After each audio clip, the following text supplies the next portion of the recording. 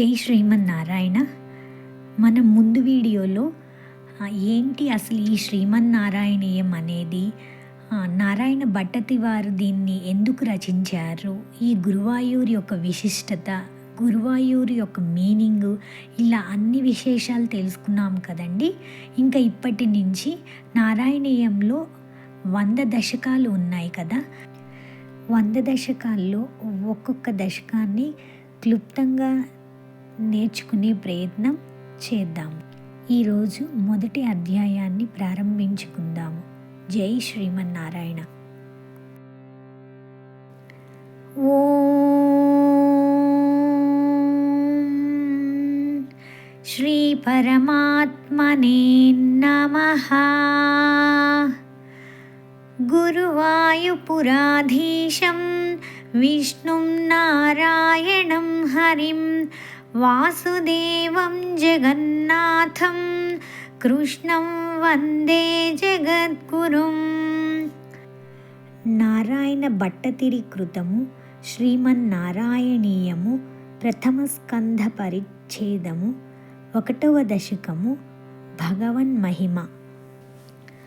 సాంద్రానందావబోధాత్మకం అనుపమితం కాలదేశావధిభ్యాం నిర్ముక్తం నిత్యముక్తం నిగమశతసహస్రేణ నిర్భాస్యమానం అస్పష్టం దృష్టమాత్రే పునరుపురుషార్థాత్మకం బ్రహ్మతత్వం తత్తావద్భాతి సాక్షాత్ గురుపవనపురే హంతభాగ్యం జనానాం. కృష్ణ. తాత్పర్యం చూద్దాము. పరమాత్మ సచ్చిదానంద ఘనుడు. సచ్చిదానందము అంటే సత్యం, జ్ఞానం, ఆనందం కలిసిన పరమాత్మ స్వరూపం. ఎప్పుడూ ఒకే విధంగా ఉండేది సత్. చిత్ అంటే ఎరుక. ఈ సచ్చిదానంద స్వరూపుడు అయిన పరమాత్మ మరియు జ్ఞానస్వరూపుడు, సాటిలేని వాడు, దేశకాల వస్తువులకు అతీతుడు, సర్వవ్యాపకుడు, నిత్యముక్త స్వరూపుడు. వేదములు, నిగమ అని పైన వచ్చింది కదండి. నిగమము అంటే వేదములు. నిగమముల సైతము లక్షల కొలది అనువాకముల ద్వారా ఆ దివ్య స్వరూపుని గూర్చి వివరించుటకు పూనికొనియు నేతి అని మాత్రమే చెప్పగలిగినవి కానీ పూర్తిగా వర్ణింపజాలకపోయినవి. యోగుల సైతము చాలా కాలం పెక్కు శ్రమల కోర్చి సాధన చేసిన పిమ్మటనే ఆ పరతత్వమును అనుభవించి పరమ పురుషార్థమైన మోక్షమును పొందగలరు. ఆ పరబ్రహ్మమే గురువాయూరు పురమునందు సగుణ సాకార రూపమున నారాయణుడై వెలసి ప్రజలకు దర్శనమిచ్చుచున్నాడు. వారి భాగ్యమును ఎంతని కొనియాడగలము అని చెప్పి వివరిస్తున్నారు. ఆ భట్టర్ వారు పరమాత్ముడు అంటే అక్కడ గురువాయూర్లో చిన్ని బాలకృష్ణుని రూపంలో ఉంటారు కదండి. ఆ బాలకృష్ణుని స్వరూపము బ్రహ్మతత్వం అని చెప్తున్నాడు. బ్రహ్మతత్వం అంటే రూపం లేనివాడు, జ్యోతి స్వరూపంలోనే ఉండి ఆ జ్యోతి స్వరూపమే మనకి స్వరూపం దాల్చి ఇక్కడ గురువాయూరులో మనకి అద్భుతమైన దర్శనాన్ని ఇస్తున్నారు అని చెప్తున్నారు. హంతభాగ్యం అంటే ఆహా ఎంత అదృష్టం ఆ జనులది, గురువాయూరులో ఉండే జనుల యొక్క అదృష్టం ఎంత అదృష్టమో అని చెప్తున్నారు. ఏవం దుర్లభ్య వస్తున్యపి సులభతయా హస్తలబ్ధేయదన్యత్ తన్వా వాచా ధియా వా భజతి బత జన క్షుద్రతైవ స్ఫుటేయం ఏతే తావద్వయంతు స్థిరతర మనసా విశ్వపీడాపహత్యై నిశ్శేషాత్మానమేనం గురుపవనపురాధీశమేవాశ్రయామః. కృష్ణ. ఇంతకు ముందే పేర్కొనినట్లు పరమాత్మ పరమ దుర్లభుడే. అయినప్పటికీ జీవులపై గల కరుణ వలన చేతికి అందునంత చేరువుగా ఈ గురువాయూర్ పట్టణంన వెలిసి ఉన్నారు. పరమాత్మ ఇంత సులభుడైనప్పటికీ మానవులు తమ మనోవాక్కాయ కర్మలచే ఇతరులను సేవిస్తూ వ్యర్థముగా కాలక్షేపం చేయుచున్నారు. ఇది ఎంత శోచనీయము! కానీ గురువాయూరు పట్టణమున వెలసియున్న వాడు సమస్త ప్రాణులకును ఆత్మస్వరూపుడు అయిన ఈ కృష్ణ పరమాత్మను మాత్రమే తాపత్రయములు తొలగుటకై స్థిర నిశ్చయముతో ఆశ్రయింపుము అని ఈ 2వ శ్లోకంలో చెప్తున్నారు భట్టర్ వారు. సత్వం యత్తత్పరాభ్యాం అపరికలనతో నిర్మలం తేన తావత్ భూతైర్భూతేంద్రియైస్తే వపురితి బహుశః శ్రూయతే వ్యాసవాక్యం తస్వచ్ఛత్వద్యదచ్ఛాదిత పరసుఖచిద్గర్భ నిర్భాసరూపం తస్మిన్ ధన్యారమంతే శృతిమతి మధురే సుగ్రహే విగ్రహేతే. కృష్ణ, ఓ పరమాత్మ, నీ దివ్య శరీరము రజస్తమో గుణములు లేశ మాత్రమైనను లేనిది, మిక్కిలి నిర్మలమైనది, శుద్ధ సత్వ గుణము కల పంచభూతాత్మకమైనది అని వేదవ్యాసుడు అనేక పర్యాయములు తెలిపినాడు. ఆ విధముగా పరమ స్వచ్ఛము చిదానంద స్వరూపము అయిన నీ స్వరూప సౌందర్యం గురించి విన్నను స్మరించుకొన్నను మిక్కిలి ఆనందం కలుగును. అట్టి నీ స్వరూపమును భక్తులు అతి సులభముగా దర్శించుకొనును. కావున అదృష్టవంతులు నీ స్వరూపమును దర్శించు స్మరించుచు గొప్ప ఆనందానుభూతిని పొందుదురు అని ఇక్కడ నిర్మలుడివి నిరాకారుడివి అయిన నీవు ఒక చక్కని మాయని కప్పుకొని మా అందరి కోసం ఒక రూపాన్ని ధరించి ఇలా మమ్మల్ని అనుగ్రహిస్తున్నావయ్యా అని చెప్తున్నారు. లేని రూపాన్ని ఆయన ధరించాడు. ఆ ఉన్న రూపంలో లేని రూపాన్ని మనందరం చూస్తున్నాము, దర్శిస్తున్నాము. అదే గొప్ప శక్తి అని ఈ 3వ శ్లోకంలో వివరిస్తున్నారు. నిష్కంపే నిత్యపూర్ణే నిరవధి పరమానంద పీయూషరూపే నిర్లీనానేకముక్త వళిసు భగతమే నిర్మల బ్రహ్మ సింధో కల్లుల్లాసతుల్యం కలు విమలతరం సత్వమాహుస్తదాత్మా కస్మాన్నో నిష్కళస్త్వం సకలైతి వచః త్వత్కళాస్వేవ భూమన్. కృష్ణ, పరబ్రహ్మము అపారమైన సముద్రం వంటిది. కానీ ఈ రెండిటి మధ్య అనేక భేదములు పోలికలు ఉన్నవి. పరబ్రహ్మ సాగరము నిశ్చలంగా నుండును, నిత్యపూర్ణమైనది, అంతులేని పరమానందమనే అమృతంతో నిండి ఉన్నది.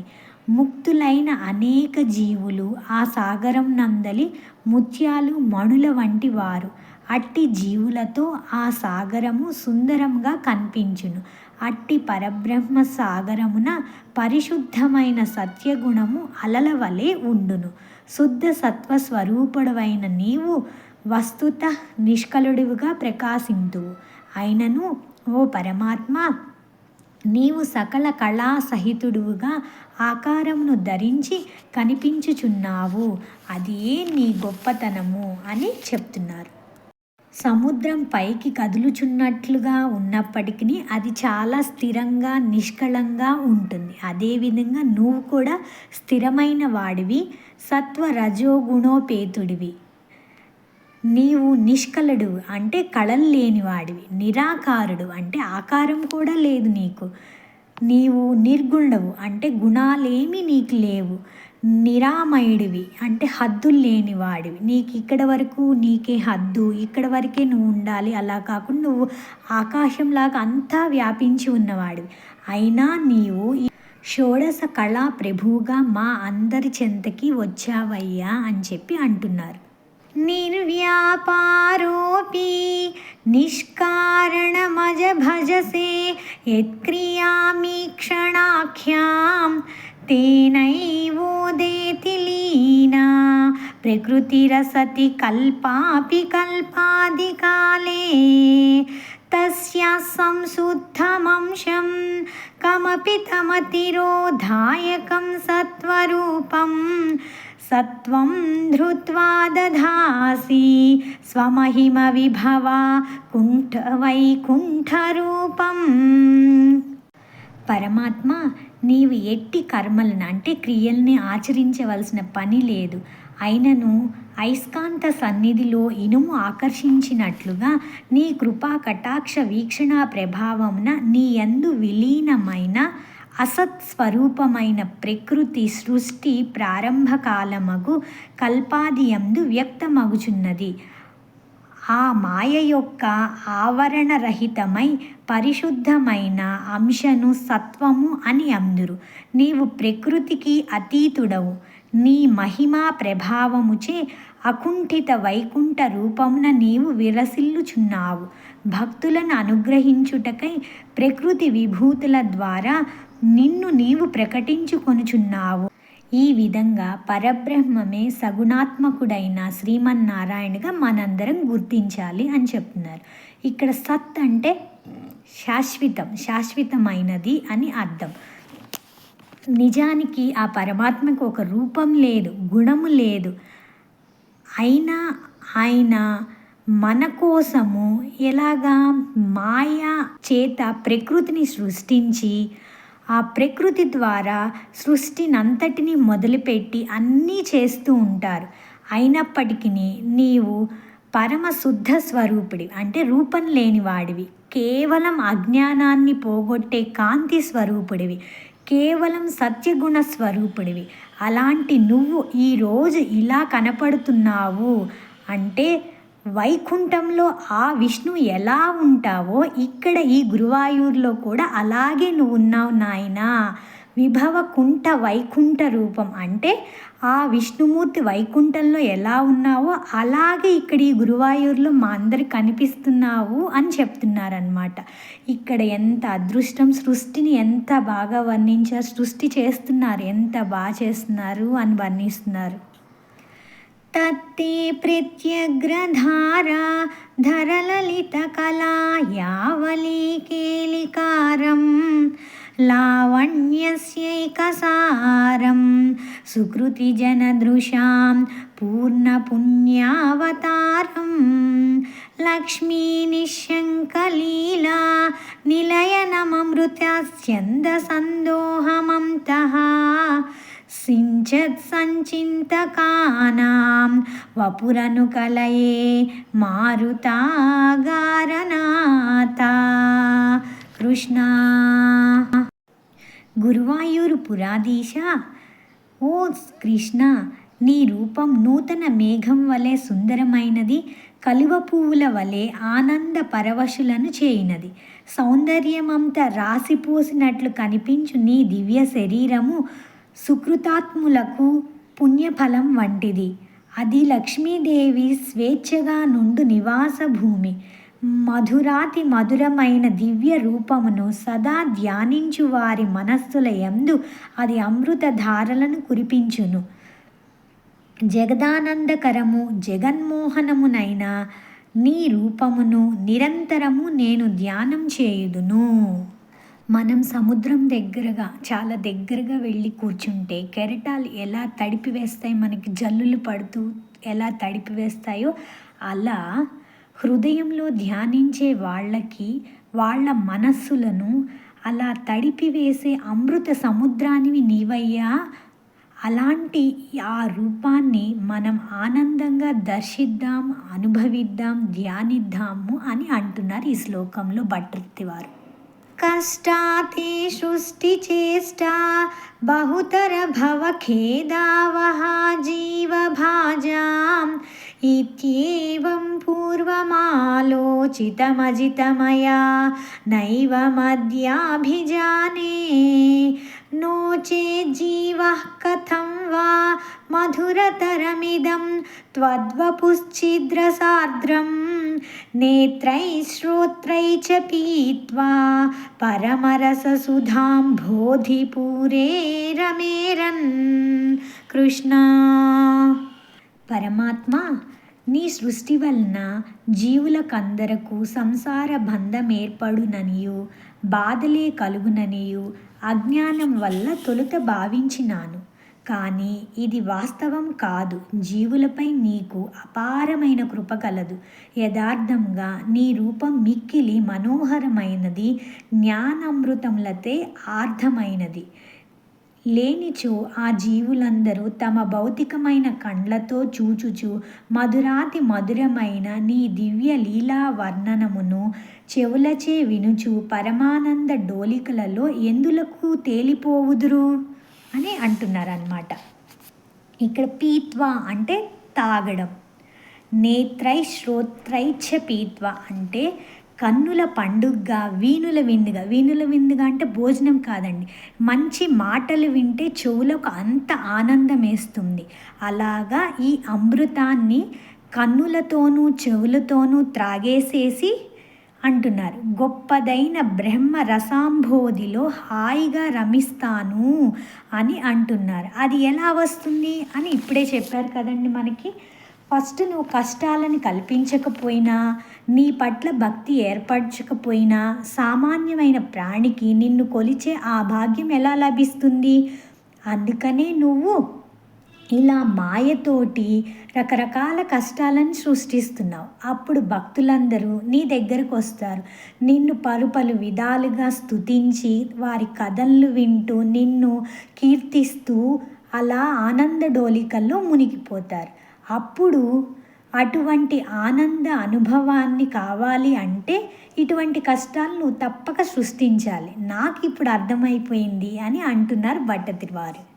నమ్రాణాం సన్నిధత్తే సతతమపి పురస్తైరనభ్యర్థితానపి అర్థాన్ కామానజస్రం వితరతి పరమానంద సాంద్రాం గతించ ఇత్తం నిశ్శేషలభ్యో నిరవధిక ఫలః పారిజాతో హరే త్వం క్షుద్రం తం శక్రవాటి ద్రుమమభిలషతి వ్యర్థమర్థివ్రజోయం. కృష్ణ. ఓ శ్రీహరి, సకల ప్రాణులకును అంతరాత్మవైనందున నీవు సర్వజన సులభుడవు. వినమ్రులైన వారికి నీవు సంతతము సాక్షాత్కరించుచుందువు. కోరుకున్నను నీవు వారి పాలిట కొంగు బంగారమై నిరంతరం వారి కోరికలను తీర్చుచుందువు. అంతేకాదు వారికి పరమానందదాయకమైన మోక్షమును కూడా అనుగ్రహించుదువు. కనుక నీవు నిరవధికముగా మహాఫలములను ప్రసాదించడి కల్పవృక్షుడవు. కొందరు అర్ధులు నీ మహత్వము నెరుగక ఇంద్రుని వనమునందలి కల్పవృక్షమును ఆశ్రయించుచుందురు. ఇది వ్యర్థము. నీ విచ్చడి ఫలములు అనంతములు. అది పరిమిత ఫలములను మాత్రమే ఇచ్చును. కనుక నీ ముందు ఆ పారిజాత వృక్షం ఏపాటిది అంటున్నారు.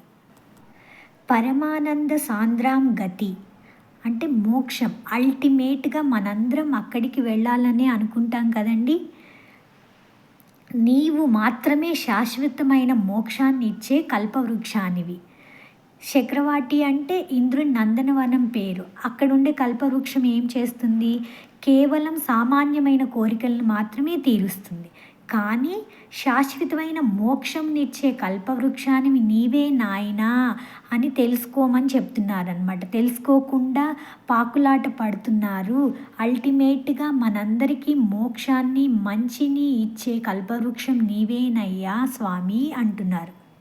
కారుణ్యాత్ కామమన్యం దదతి ఖలు పరే స్వాత్మదత్వం విశేషాత్ ऐश्वर्याधीशतेऽन्ये जगति परजने स्वात्मनोऽपीश्वरस्त्वं त्वय्युश्चैरारमन्ति प्रतिपदमधुरे चेतनः स्फीतभाग्याः त्वं चात्मा रामयेवेत् अतुलगुणगणा धारशौरे नमस्ते కృష్ణ. ఓ ప్రభు, బ్రహ్మాది దేవతలు మోక్షమును తప్ప ఇతర ఫలములను మాత్రము ఇయ్యగలరు. కానీ నీవైతే ఇతర ఫలములతో పాటు మోక్షము అనగా సాయుధ్యమును కూడా ప్రసాదించెదవు. వారికి ఇతరులపై అధికారం ఉన్నను వారిపై నీవే ప్రభువు. కానీ నీవో సర్వేశ్వరుడువు. నిన్ను శాసింపగలవాడు ఇతరుడు లేడు. నీ పరబ్రహ్మ స్వరూపము అనుక్షణము మధురాతి మధురమైనది. అట్టి నీ యందు ధన్యాత్ములైన వారు సర్వదా ఆనందించుచుందురు. నీవు ఆత్మారాముడవు, అనంత కళ్యాణ గుణములకు ఆధారమైన వాడవు. కృష్ణ, అట్టి నీకు నా ప్రణతులు. ఇక్కడ శౌరి అంటే సూర్యుని వంశంలో జన్మించిన వాడ. శూరుడు కృష్ణుని తాతగారు కదండి, అందుకని.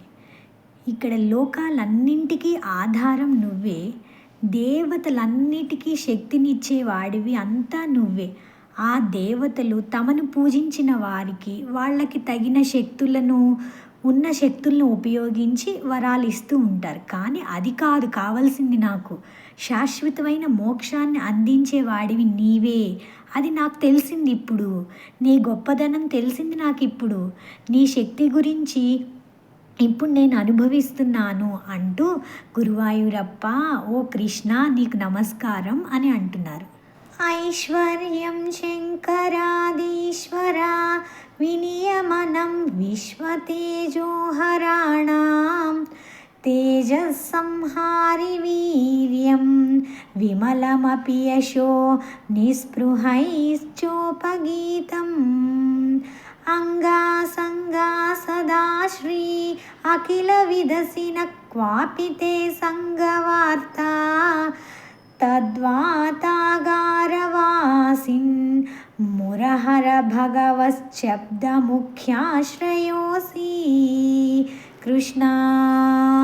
పవనపురాధీశ మురారి, సమగ్రమైన అధికారం అంటే ఐశ్వర్యం, సాటిలేని పరాక్రమము, నిర్మల యశస్సు, సిరి సంపదలు, సర్వజ్ఞత్వము, వైరాగ్యము అను 6 లక్షణములు కలవాడే భగవంతుడు. నీవు బ్రహ్మాది దేవతలను కూడా నియమింపగల ప్రభువు. బ్రహ్మ రుద్రాది దేవతల తేజస్సును కూడా మించిన తేజస్సు నీది. నీ నిర్మల యశస్సును ఎట్టి కోరికలను లేని సనకాది మహర్షులు నిరంతరం కొనియాడుచుందురు. లక్ష్మీదేవి సర్వదా నిన్నే ఆశ్రయించియుండును. నీవు సర్వజ్ఞుడవు, దేనియందును ఆసక్తి లేనివాడవు అనగా వైరాగ్య శోభితుడవు. కావున భగవంతుడు అను పేరు నీకే తగును అని చెప్తున్నారు. ఈ భగవంతునన్న నామానికి మూలం నీవే నాయనా అని చెప్తున్నారు. భగవన్ మహిమ అని 1వ దశకం సమాప్తం. జై శ్రీమన్నారాయణ అండి. ఈ చిన్న ప్రయత్నాన్ని అందరూ ఆహ్వానిస్తారని, ఆశీర్వదిస్తారని, మీకు సపోర్ట్ చేస్తారని కోరుకుంటున్నాను. సెలవు.